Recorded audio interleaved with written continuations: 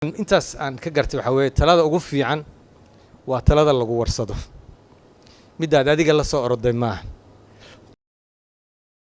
aniga waxaan rabay inaan su'aal dadka warsado, dadka meesha fadhiya imise qof baa hadda ka hor wixii madaxna soo maray tala u geysay, bal gacanta hore u taagan baan aragnay.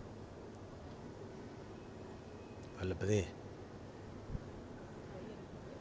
waa intaan gacanta taagan waa dhalinyaradii aan u malaynayaa ay waxaa loo badan yahay markii madax cusub ay doorasho ku timaado shacabka wuu soo dhoweeyaa, dadkoo dhan way u helan yihiin, waxaana lagu dadaalaa markaa in tala la siiyo maarta.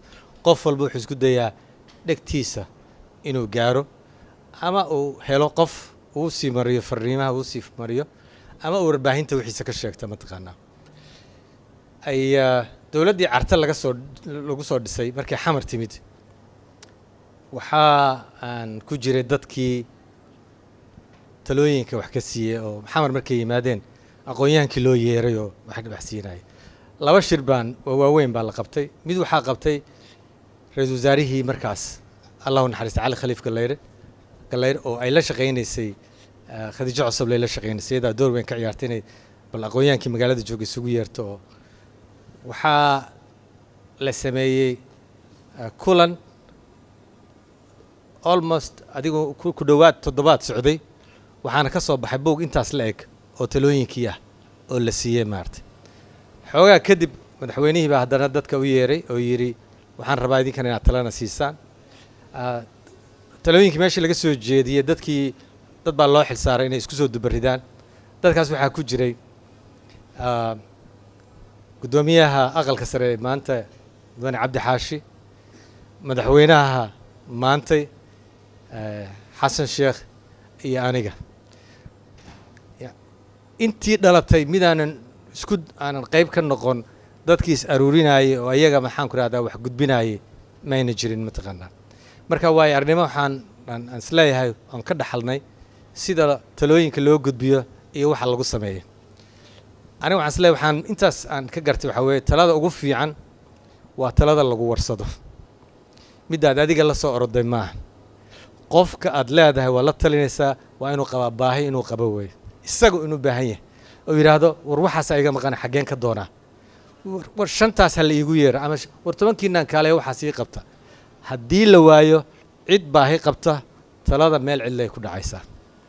maxaa la yidhi maxaan ku rahdaa ma qabtaa raqiis soo ma ahayn, ma rabtaa raqiis ma qabtaa qaali soo ma ahayn.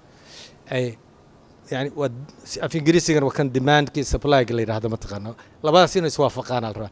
markay labadaas iswaafaqaan waa marka ugu fiican oo talada ay waxtar noqon karto. sidaas darteed aniga talo kuma degdegayo.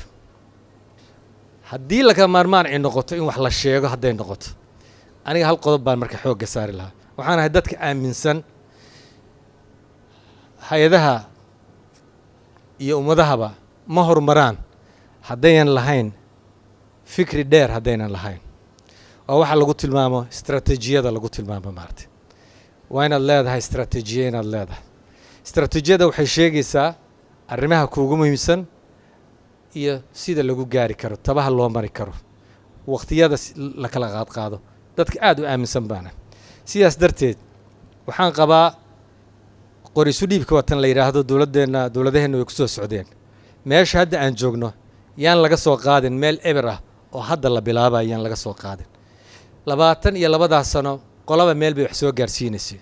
waxaan xusuustaa 2006 haddaad damacdo inaad la kulanto wasaarad, aad la kulanto shaqaalaheeda iyo dadkeeda aad la kulanto, waxaa kugu filayd oo keliya qofka wasiirka ka ah inaad la kulanto.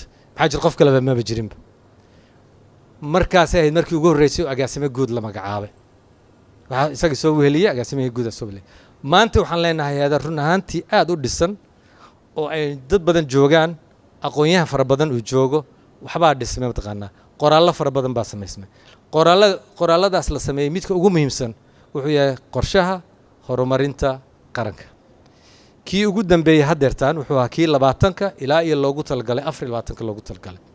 waxaa halkaas ku cad maxaa qarankan uu ku gaari karaa horumarka siyaasadeed, kan amni kan dhaqaale kan bulsho wixii oo dhan baa meesha ku yaalla maarta waxaa markaa dowladdan hadda ay dhalatay ku soo aadaysaa waqtiga lagu tilmaamo oo la yidhaahdo waqtiga dhexe waqti xilliyeedka oo qorshahaasi loo baahan yahay in dib loo eego aniga waxaan qabaa meeshii laga bilaabi lahaa inay noqoto dib u eegis in lagu sameeyo qorshahaas lagu sameeyo oo horey u jiray mataqaanaa dib u eegista marka waxay keenaysaa afkaarta cusub iyo ra'yiyada cusub iyo qorshaha cusub oo madaxda dowladda tan cusub ay qabaan meel ay ku gelin karaan wixii horey u jiray lagu kordhisi karo oo wax fiican looga soo saari karo mataqaanaa marka waxaan qabaa yaan lagu degdegin tala bixinta yaan lagu degdegin ha loo tartiibsado waxayna qaadan kartaa aniga waxaan is leeyahay madaxweynaha waxa weeye waa tallaabadii u horreysay oo xukuumadda maamulkiisa cusub lagu dhisay mataqaanaa waxaa dhiman ra-iisul wasaarihii baa dhiman